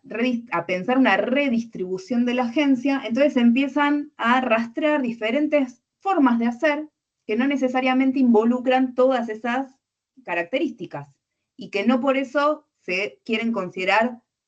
formas de no hacer. O sea, es algo que existe, las cosas hacen, cosas no humanas hacen también cosas, y entonces, bueno, la idea es un poco empezar a pensar de qué manera, por una parte, sacarle al hombre toda esa excepcionalidad, que supuestamente hay un montón de cosas que solamente el ser humano hacía, pero por otra parte también apuntando a complejizar qué significa hacer, qué significa la práctica, qué significa la agencia. Entonces no va a significar siempre lo mismo. Y esto se puede ver con mucha, digamos, se puede ver con mucha claridad cuando se empiezan a pensar justamente todas las cosas que están involucradas o los seres que están involucrados en problemas tan importantes para nosotros como la crisis climática. Bueno, ¿qué significa? Que vivimos en una época donde, de alguna manera, el clima sentimos o percibimos que está contra la forma de vivir humana de una manera en que antes no se daba, ¿no? Bueno, entonces, a partir de eso, con diferentes variaciones, intenciones y horizontes incluso teóricos, por supuesto, lo que empieza a ver es como tú un mapeo y un rastreo de formas de hacer que son distintas a la humana. Y eso no implica entonces dejar de pensar en lo humano o centrarse, por ejemplo, en mi caso, solamente en las plantas, sino más bien empezar a complejizar qué significa agencia en este caso. Bueno, puede haber una agencia que sea no intencional o puede ser intencional pero no consciente, digamos, diferentes variaciones de eso, y eso se ve en las materialidades sobre todo, porque no tenemos otra manera de acceder a esas lógicas de existencia más allá de las materialidades que constituyen, porque no tenemos acceso a eso que creímos durante muchísimo tiempo que teníamos acceso, que era a la interioridad del ser humano en tanto somos seres humanos, ¿no? Como que siempre privilegiamos ese aspecto. Entonces, esto más bien se trata de empezar como metodológicamente desde otro costado, que es asumir que el resto de las materialidades no tienen esa interioridad, o al menos no la tienen metodológicamente porque no podemos acceder a ella, y entonces empezar a pensar esas materialidades de qué manera generan alianzas, ¿no? Y en esto están involucradas, imagínense, un montón de cosas, porque cada pequeño movimiento, que es, bueno, decir que, por ejemplo, puede haber algo así como una agencia no humana, implica como una cantidad de movimientos teóricos súper fuertes y también súper radicales que hacen que todos los términos del problema tengan que ser repensados. Esa es una cuestión. Después, un poco tratando de responder a esto que preguntaba Santi acerca de, bueno, ¿por qué materialismo y por qué los nuevos materialismos? Bueno, porque son los nuevos materialismos aquellos que empezaron a prestarle atención a modos de hacer y modos de expresión, digamos, modos de ser que tienen o comparten algún tipo de zona de indiferenciación respecto de lo humano tradicional. Agencia, digamos, expresividad, un montón de categorías. Y después, esta otra cuestión que tiene que ver, bueno, ¿cuál es la relación con los materialismos marxistas? A mí me parece que es algo que no está nunca saldado, eso. Porque por una parte, como como todo materialismo, el materialismo poshumano también se plantea primero como un heredero de los materialismos históricos, a la vez que como todo materialismo rechaza ciertos postulados de los materialismos, ¿no? Como ya, no sé, Marx genera su propio materialismo rechazando el dogmatismo de los, no sé, materialistas mecanicistas, qué sé yo. Es como algo propio de los materialismos. Bueno, en ese sentido, a mí me parece que hay algo que aúna a los nuevos materialismos, o no sé si los aúna, pero al menos en el materialismo poshumano lo que hay justamente es retomar ciertas ideas marxistas. ¿En qué sentido? En el sentido de prestar mucha atención a los sistemas de producción, a las condiciones de posibilidad dadas por los ensamblajes socioeconómicos, las formas de producción, digamos, todo eso que dentro del marxismo se llama las bases políticas, económicas, que son siempre materiales, a partir de lo cual surge el resto como efecto. Ahora bien, dentro de eso, por supuesto, como ustedes saben, dentro de los marxismos hay muchísimas variantes y disputas siempre abiertas, y esto que vos mencionabas, hay uno que no lo conozco, pero al otro sí, a Jason Moore, y me parece que Jason Moore, a pesar de lo que él mismo dice, es muy, digamos, toda su filosofía es muy afín a muchos planteos no sé si de los nuevos materialismos, pero sí de algunos autores y autoras que yo trabajo, como pueden ser Haraway o Latour. Jason Moore dice que no, que está completamente en desacuerdo con esto que yo estoy diciendo, yo ya lo sé. Sin embargo, hay una tesis básica de su pensamiento, que es la doble internalidad de la naturaleza, digamos que sería la naturaleza en lo humano y el humano en la naturaleza, que es lo que justamente genera esto que vos mencionabas, que es la trama de lo viviente, ¿no? Él piensa el mundo no como mundo, sino como una trama producida, por ejemplo, en este caso, en el sistema capitalista de producción, y cómo esa trama se genera a partir de todas estas formas de asociación, que yo creo que es totalmente afín a todas estas cuestiones, con otros lenguajes, por supuesto, con un lenguaje de la dialéctica, etc. Pero que me parece que no es necesario ser dialéctico para entenderlo, porque de hecho todos los nuevos materialismos, creo yo, plantean justamente esta ontología relacional, o esta ontología procesual, ¿no? La idea de que antes que los elementos por separado, lo que hay es una serie de relaciones, y cada cosa que nosotros vemos como individual, en realidad es una individualización generada a partir de esa relacionalidad. Me parece que son como dos maneras diferentes de entender lo procesual. Una es la forma dialéctica, mucho más elaborada, si se quiere, políticamente, y otra es esta, que tiene una tradición distinta, a la vez que los efectos teóricos son relativamente similares para mí, y eso es algo que no me parece que esté mal destacar como afinidad entre ellos, a pesar de que sobre todo las líneas marxistas lo rechacen de plano, porque bueno, tienen su propio ámbito de discusión. Pero bueno, dentro de todo esto, entonces, y retomo acá algo que decía Gonzalo acerca de la geografía. Yo les pido muchas disculpas, pero mis saberes sobre geografía son muy pocos, y tienen que ver sobre todo con lo que yo tuve acceso a partir de Moore, que es geógrafo, ¿no? Entonces, a mí me parece súper inspirador muchos de los saberes que trae, que tampoco sé si ese tipo de geografía quizás es la geografía de este ámbito en el que se estudia, por ejemplo, en nuestras facultades, en nuestro país, en nuestra región, eso no lo sé,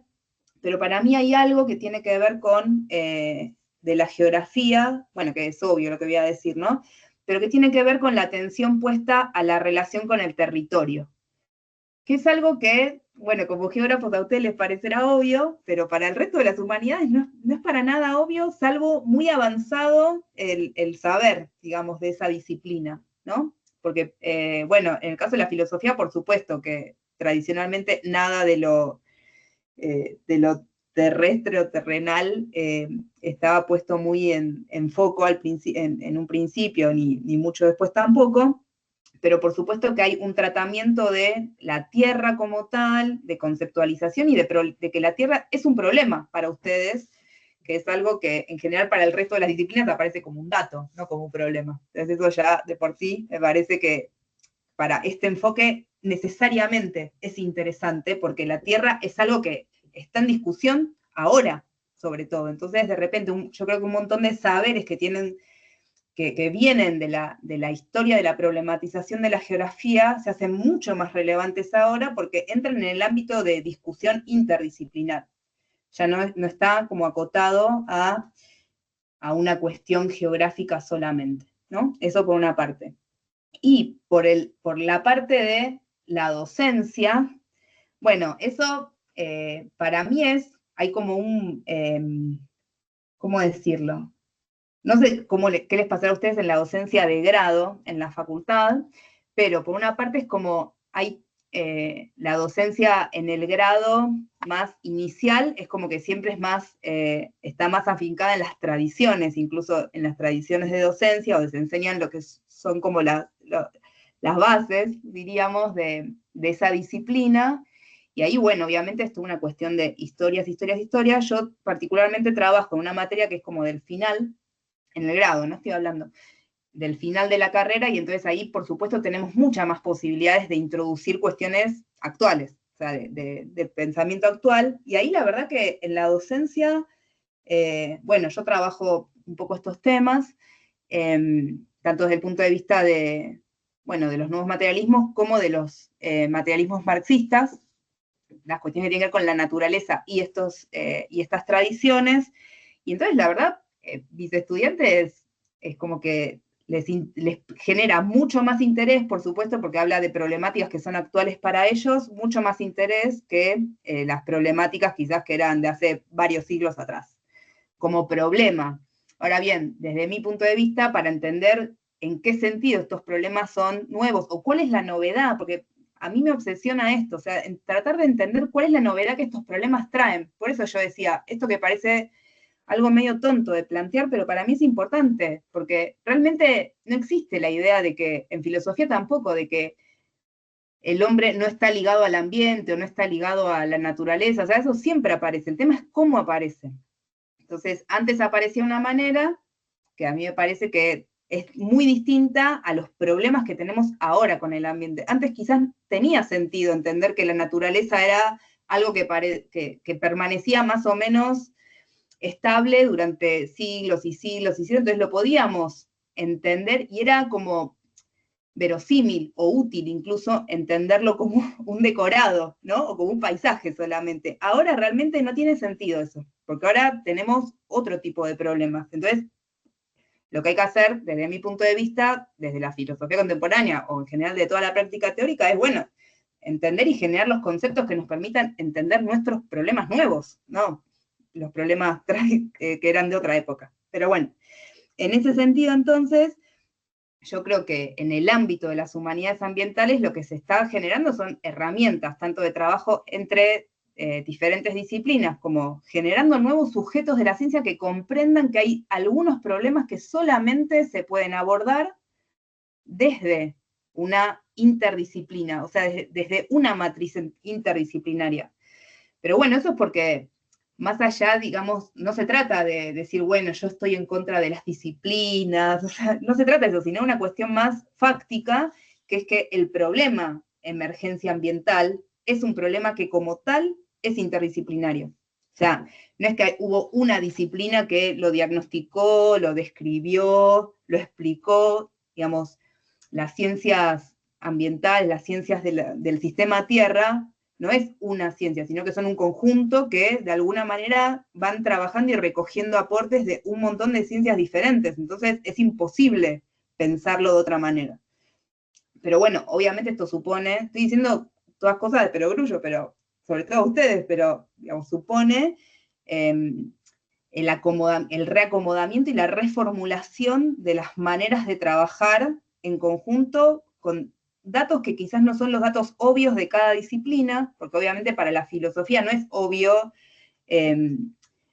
generar algún tipo de pensamiento a partir, no sé, de datos geográficos o de datos de las ciencias naturales o de la conversación con científicos de disciplinas distintas a la filosofía. Y ahora es como obvio que hay que hacer eso porque de otra manera no se sabe bien de qué está hablando. Y esto se ve, digamos, en muchas orientaciones de la filosofía contemporánea, aunque no sean necesariamente las ambientales. Pero bueno, un poco respondiendo, no sé si iba orientada esa a la pregunta de Gonzalo acerca de la docencia. Esto obviamente en el posgrado es mucho más claro. O sea, en el posgrado, donde ya la gente tiene una formación de base de alguna disciplina, toda la idea de lo ambiental adquiere rápidamente mucha mayor densidad, porque entonces como que desde cada formación hay una postura que se enriquece muchísimo en el cruce con otras disciplinas, y es algo casi automático, digamos, en la medida en que se ponen en conversación diferentes trayectorias ligadas a de qué manera pensar los ambientes, digamos, eso rápidamente genera mucha densidad teórica. Digamos, yo eso lo veo en el posgrado con mucha claridad, que es algo que, bueno, en el grado obviamente todavía es gente que está como adquiriendo un montón de saberes más básicos. Y respecto a lo que decía Perla, ¿es Gonzalo quien? Sí, Perla, no sé si se escucha bien. Perla, acerca de la cuestión, vos me preguntabas por los conocimientos situados, por la generación de conocimientos situados. Bueno, sobre todo, sí, tanto Viveiros de Castro, bueno, Viveiros de Castro es medio como un insigne, como un famoso de estos ámbitos, bueno, porque como persona que jugó, yo diría, entre los dos mundos, ¿no? Porque con su formación europea, de alguna manera tradujo a europeo un montón de problemas que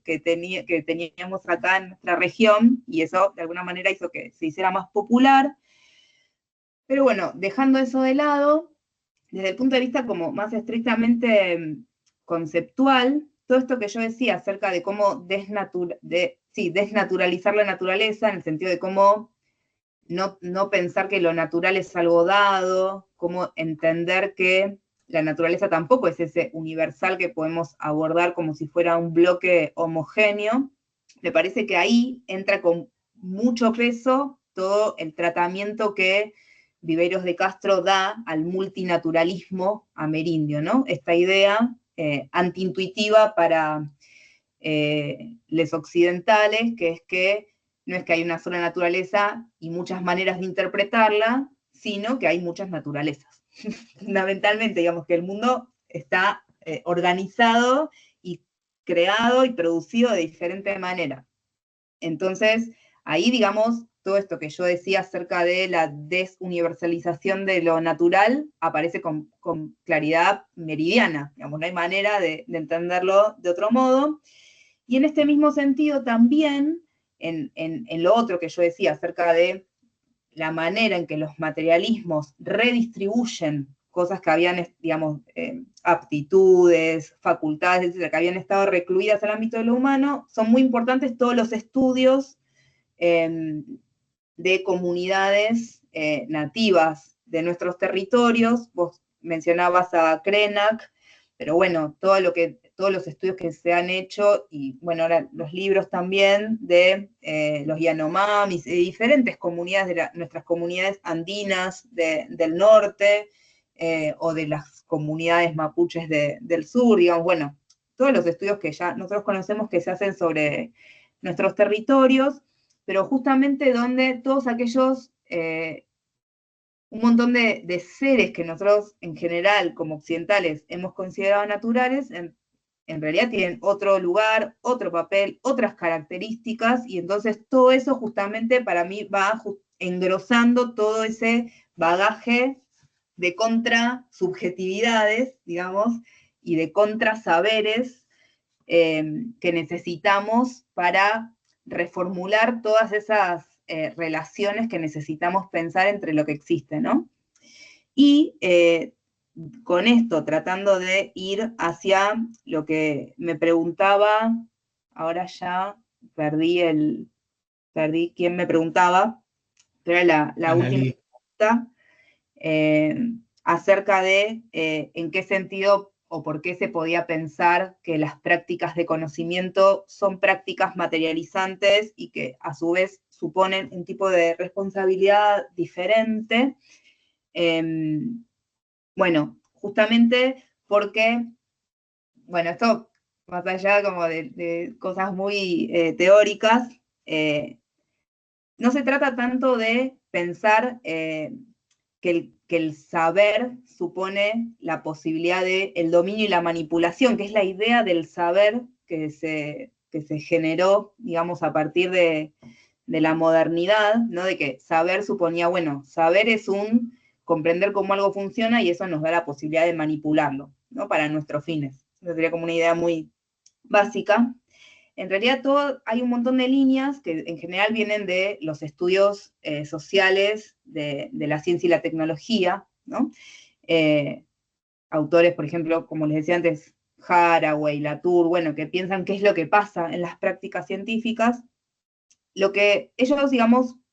o lo que yo tomo de lo que ellos piensan, es esta idea de que las prácticas de conocimiento son eso, son prácticas, es decir, es un hacer algo y aquello que es conocido también es generado en esa práctica de conocimiento. No es que se va a buscar algo que existe ahí afuera, que es autónomo e independiente y yo meramente me lo encuentro, lo describo, digamos, el conocimiento no funciona así. El conocimiento es, en general, una asociación entre seres humanos con una formación muy particular, con una imaginación muy particular, formados en una comunidad que tiene unas ciertas reglas, que además tiene unas ciertas tecnologías a disposición, y a partir de eso generan objetos que cuando esas prácticas de conocimiento son puestas en obra, esos conocimientos a la vez materializan o le dan densidad a esos objetos y entonces también transforman a quien investiga, ¿no? Digamos, es como un circuito y esto, digamos, hay que entenderlo en un sentido radical y amplio. Por eso yo vuelvo a esto que por ahí aburro siempre con lo mismo, pero, por ejemplo, cuando se estudia la lógica de existencia, supongamos, de la soja transgénica. Bueno, estudiar esa lógica de existencia, digamos, desde el punto de vista filosófico, implica entender de qué manera quienes practican determinados conocimientos, por ejemplo, gente que se dedica a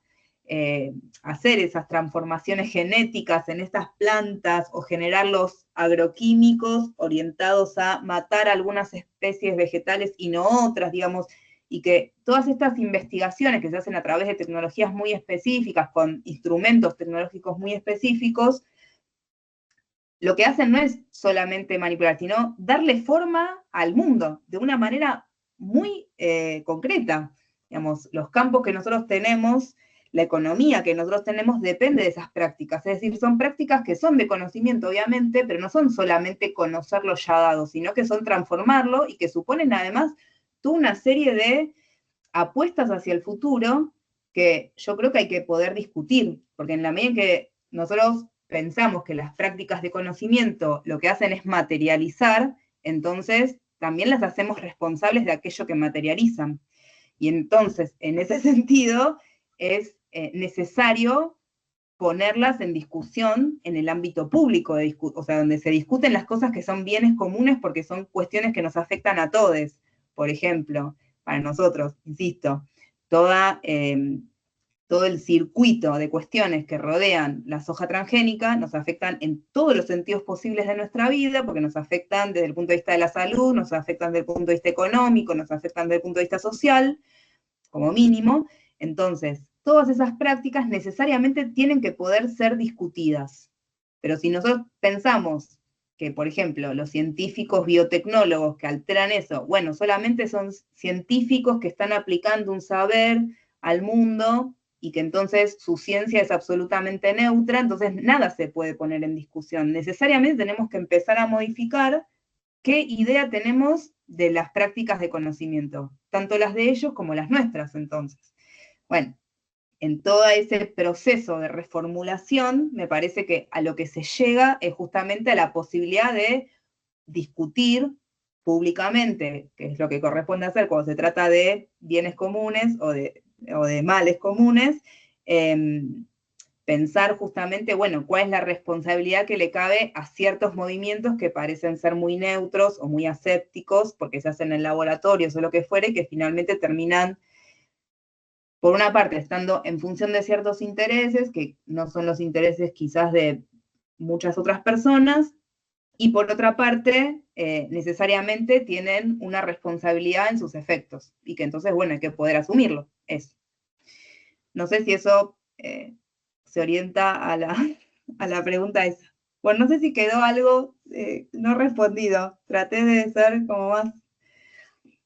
de dar ese pantallazo. Perfecto, Noelia, pasaste por todas las preguntas, por todos los temas, Sí. ampliaste, diste una segunda charla con estas respuestas, así que Sí. gracias. Gracias por la generosidad de compartir, por toda la disposición, sumamente agradecidos a vos. Santi, no sé si querés comentar algo, cerrar vos.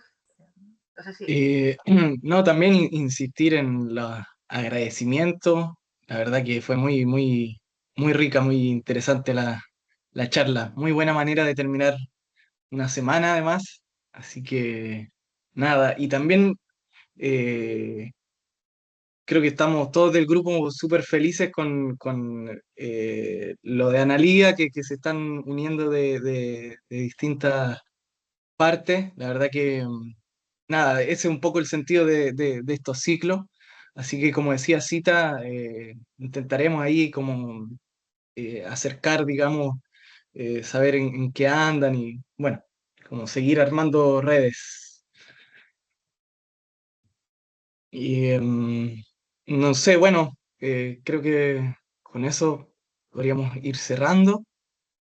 Día viernes, 8 de la noche. Bueno, yo les agradezco, les quiero agradecer antes de que se termine un montón por la invitación, me encanta que me hayan invitado, pero además me encanta sobre todo la posibilidad siempre de conversar con colegas y bueno, no sé, obviamente poner en discusión todo lo que uno más o menos va tratando de aprender. Y sí, igual que Santi, a mí me encanta, por ejemplo, eso, que grupos, por la analía lo digo, ¿no? Grupos que quizás no están adentro del sistema más inmediato nuestro de contacto, que es el universitario o incluso nuestra facultad, ¿no? La Facultad de Filosofía y Letras, me parece que son como